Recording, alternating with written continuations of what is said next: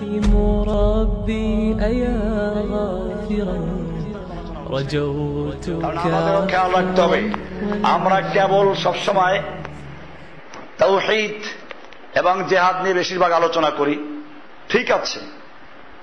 আমাদেরকেও আল্লাহর কাছে গ্রহণযোগ্য হওয়ার জন্য পবিত্র হতে হবে। অপবিত্র জিনিস আল্লাহ কবুল করেন না।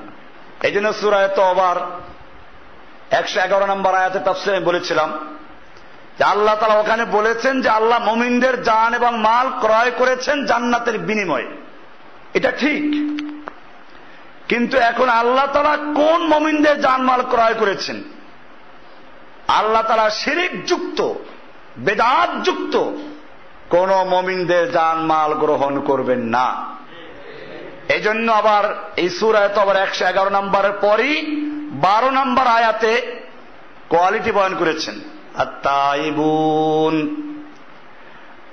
যেই মুমিনদের থেকে আল্লাহ রাব্বুল আলামিন তাদের জান মাল ক্রয় করবেন, সেই মুমিনদের 1 নম্বর কোয়ালিটি হচ্ছে তারা তওবাকারী।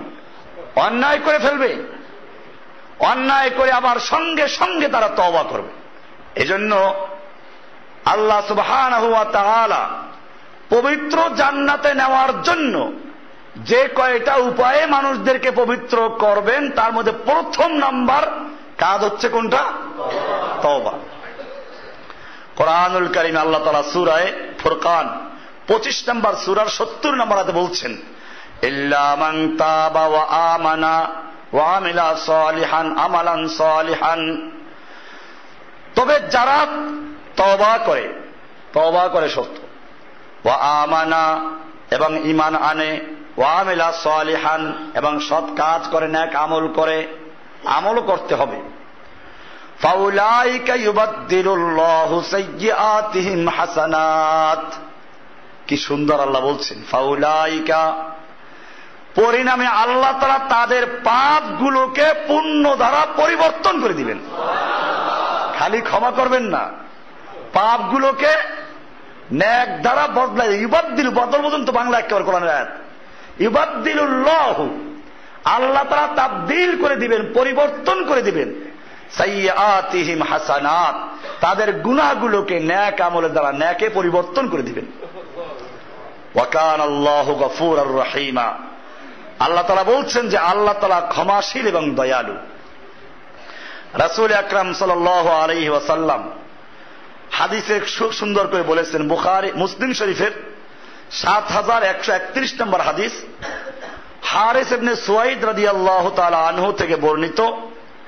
তিনি বলেন যে আমি আব্দুল্লাহ ইবনে মাসউদ রাদিয়াল্লাহু তাআলা আনহুকে অসুস্থ অবস্থায় দেখার জন্য গেলাম। কথা প্রসঙ্গে তিনি আমাকে একটা হাদিস শুনাইলেন, সামি'তু রাসূলুল্লাহি সাল্লাল্লাহু আলাইহি ওয়াসাল্লাম ইয়াকুল লাল্লাহু আশাদ্দু ফারহান বিতাওবাতি আবদিহিল মুমিন মিন রাজুলিন ফি আরদিন দাবিয়াতিন মাহলাকাতিন মাহু রাহিলাতুহু আলাইহা তাআমুহু ওয়া শারাবুহু। আল্লাহর রাসূল সাল্লাল্লাহু আলাইহি ওয়াসাল্লাম বলেন যে এক ব্যক্তি নিজের বাড়ি থেকে অনেক দূরে, আর এখানে ওই হাদিসটা নাই, ওই শব্দটা এই হাদিস আমার হাদিসে আছে, এটা 1 মাসের দূরত্বে যাওয়ার জন্য একটা উটের উপরে নিজের খাবার পানীয় সব কিছু নিয়ে রওনা করলো। মরুভূমির পথ, রাস্তায় কোনো বাড়ি ঘরও নেই, বিশ্রামের ব্যবস্থাও নেই, খাওয়া দাওয়ার ব্যবস্থাও নেই। 1 মাসের জন্য যা প্রয়োজন সবগুলো সেই উটের পিঠে নিয়ে রওনা হলো।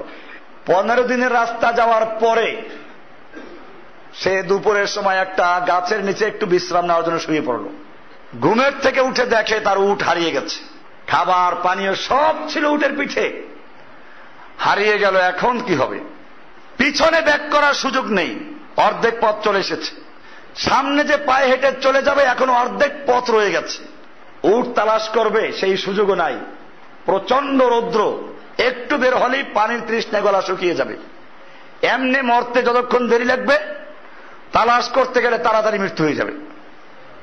লোকটা কি করবে?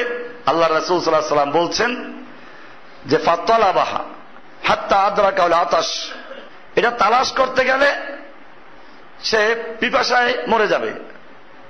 সুম্মা ক্বালা আরজু ইলা মাকানি আল্লাযী কুনতু ফীহি, সে মনে মনে চিন্তা করলো দরকার নেই, আমি যেখানে ছিলাম ওইখানে গিয়েই শুয়ে পড়ি। ফাআনামু হাত্তা আমুতা, আমি ওখানে শুয়ে থাকবো আর মরে যাব। এই পরিকল্পনা করে সে ফায়ুদাউ রাসাহু আলা সাইদিহি লিয়ামুতা, সে তার ডানার উপরে গাল রেখে শুয়ে পড়লো, হাতের উপরে গাল রেখে শুয়ে পড়লো। ফাস্তাইকাযা, এরপরে সে আবার সজাগ হলো, চোখ খুলে দেখে ওয়া ইনদাহু রাহিলাতুহু ওয়া আলাইহা যাদুহু ওয়া তাআমু ওয়া শারাবু, দেখে তার উট তার সামনে এবং তার খাবার পানীয় এবং কাপড় চোপড় সব সেখানে আছে। কত খুশি হবে! আল্লাহর রাসূল সাল্লাল্লাহু আলাইহি ওয়াসাল্লাম বলছেন, এই লোকটা এত খুশি হয়, খুশি হয়ে এসে বলে আল্লাহুম্মা আনতা আবদি ওয়া আনা রাব্বুক, আল্লাহ তুমি আমার গোলাম, আমি তোমার রব। এটা কিন্তু সে লিশিদ্দাতিল ফারহি, সে এটা বেখেয়ালে বলে ফেলেছে, প্রচন্ড আনন্দে। এইটা দিয়ে আবার সুফিরা বলে ওই যে আল্লাহর আন্দাজ নাই, আরে ওইখানে তো সে হুশ আছে, তাকে বলে দেওয়া হলো। তাছাড়া এখানে আল্লাহর কোন ভুল ধরা হচ্ছে না, ওখানে আল্লাহর ভুল ধরা হচ্ছে। কাজে এই হাদিস দিয়ে আপনাকে হয়তো গোমরাহ করবে, বিভ্রান্ত করবে। এই লোকটা বলল। এবারে আল্লাহর রাসূল সাল্লাল্লাহু আলাইহি ওয়াসাল্লাম বলছেন, এই লোকটা তার হারানো উটকে ফেরত পেয়ে খাবার দাবার সহ ফেরত পাওয়ার কারণে যে পর্যন্ত খুশি হয়েছে, ফাল্লাহু আশাদ্দু ফারহান বিতাওবাতিল আবদিল মুমিন মিন হাযা বিরাহিলাতিহি ওয়া যাদিহি, আল্লাহ রাব্বুল আলামিন কোন মুমিন বান্দা যখন তওবা করে, এই ব্যক্তি তার উট খাবার এবং তার সমস্ত সামানপত্র সহ ফেরত পেয়ে যা খুশি হয়েছে তার চেয়ে বেশি খুশি হন। আল্লাহ তাআলা কত খুশি হন তার জন্য আল্লাহ রাসূল কি একটা সুন্দর উদাহরণ দিয়েছেন। হাদিসটা মুসলিম শরীফের সহিহ হাদিস 7131 নম্বর হাদিস। এমনি ভাবে অনেক লম্বা হাদিসগুলো আছে, বলতে গেলে এক একটা হাদিস এক এক সময় চলে যায়।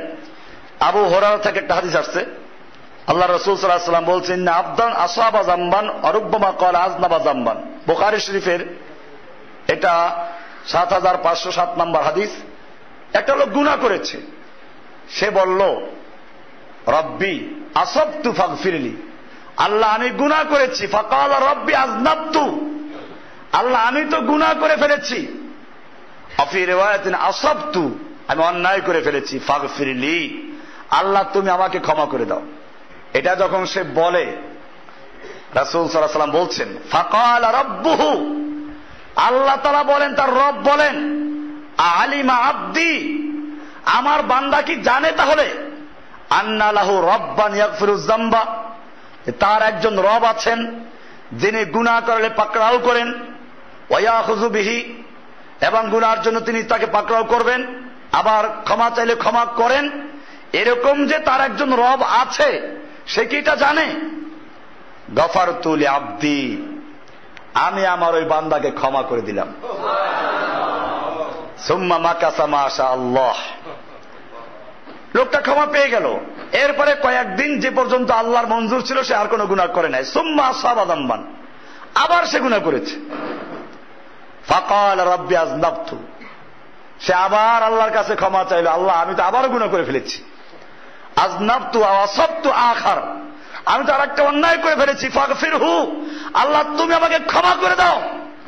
ফাকালা, আল্লাহ তাআলা আবার বলেন, আলিমা আবদি আন্না লাহু রাব্বান, আমার বান্দা কি জানে যে তার একজন রব আছে?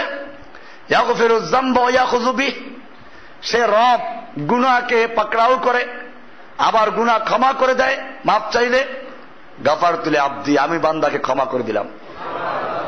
সুম্মা মাকাসা মা শা আল্লাহ, এরপরে আল্লাহ তাআলা যতক্ষণ মঞ্জুর করেছেন বা যতদিন সে ওই অন্যায় আর করে নাই। সুম্মা আযনাবা যামবান, এরপরে সে আরেকটা গুনাহ করলো। ফাকালা রাব্বি আসাবতু ওয়া আযনাবতু যামবান আখার, আল্লাহ আমি তো আরো একটা গুনাহ করে ফেলেছি, আবারও গুনাহ করেছি। ফাগফিরহু লি, আল্লাহ তুমি আমাকে ক্ষমা করে দাও।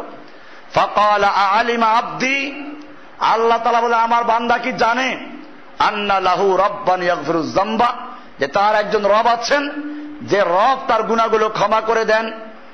ওয়া ইয়াখুযু বিহি, আর ক্ষমা না চাইলে আল্লাহ তাকে পাকড়াও করবেন। গাফারতু লি আবদি, আমি আমার বান্দাকে ক্ষমা করে দিলাম। সালাসান, 3 বার আল্লাহ রসুলের কথাটা বললেন।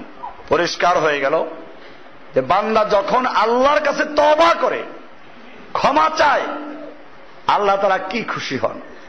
কোরআনের স্পষ্ট আয়াত আছে, কুল ইয়া ইবাদিয়াল্লাযীনা আসরাফু আলা আনফুসিহিম, হে নবী আপনি আমার ওই সমস্ত বান্দাদেরকে জানিয়ে দিন যারা নিজের উপরে জুলুম করেছে, অত্যাচার করেছে। আসরাফু মানে হচ্ছে একেবারে সীমা লঙ্ঘন করেছে, সীমার থেকে বাইরে চলে গেছে। যে ক্ষমার একটা সীমা থাকে, এটা সীমার বাইরে চলে গেছে। আসরাফু আলা আনফুসিহিম, আল্লাহ তাআলা বলছেন লা তাকনাতু মির রাহমাতিল্লাহ, বান্দা তোমরা আল্লাহর রহমত থেকে নৈরাশ হয়েও না।